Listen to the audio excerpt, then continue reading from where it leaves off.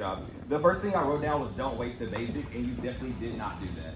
You had something other than just a typical back and forth, which is really nice to see when we're talking about novice. Really, really nice to see. There were some moments where you took time to like be back to back, for example, right, to kind of slow the dance down. Again, really nice to see from a leader's perspective in novice. Novice normally looks like a rat race. Nobody has a breath. Everybody's like pattern. Yeah, so it was really nice to see that you were able to slow it down. You had a turn on your anchor at one point. You had some groove on your anchor at one point. So like those variations are really nice to see. The next thing I wrote down for you is don't let that get in the way of your basic structure.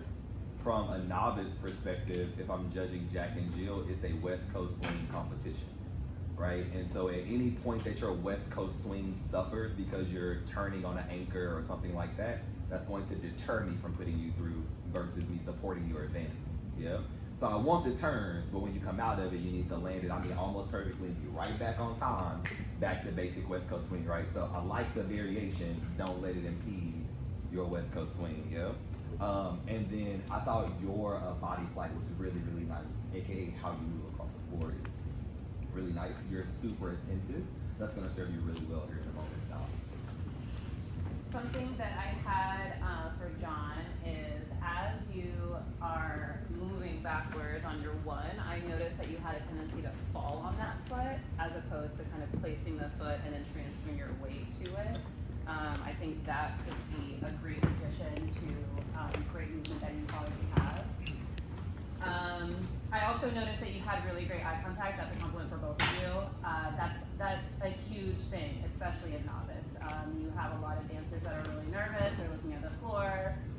They're internalizing, and you both had really nice eye contact, and that's going to really encourage a good connection. So I wanted to give you credit to that as well. Cindy, something that I'd love to see more from you is stretch on that anchor. Something that I'm noticing is that when you get to your 6, you're already fully back and there's no more place for you to go. And I really think of it as kind of like a 6 and 1. Like think to yourself when you're doing your drills, when you're doing your basics, when you're counting to yourself, think 5 and 6 and 1. 5 and 6 and 1.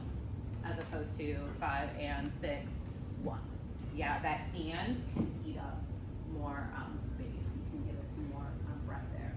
I really like some musical moments that you had. You have some clear ideas for coming out of a sugar tuck, and I would encourage you to consider what your go-to moments are for other basics, because you did have a few to select from your sugar tuck, but I didn't necessarily see them in other places.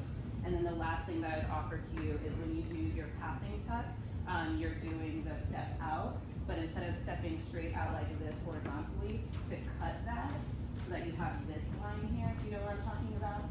When you're coming out of that passing tuck, instead of doing this, you instead go, and you have that clean. Yeah, and then this is just a fun like variation that I like. When you come out of that, I like to cut across the slot in the same angle that my slice was in. So sometimes I slice perpendicular and I'll take this time to walk myself around, then that's nice shaping. Or if I slice less obtusely, right, then I just close that around. But that gives you a shaping opportunity as well. So in this next time that you all dance, for you, John, I like to still see those turns on your anchor, that groove on your anchor, but I don't want to see that impede your ability to be back on time for your next pattern. And then if you can plan your step versus falling onto your one, those are your 2 action items this go around.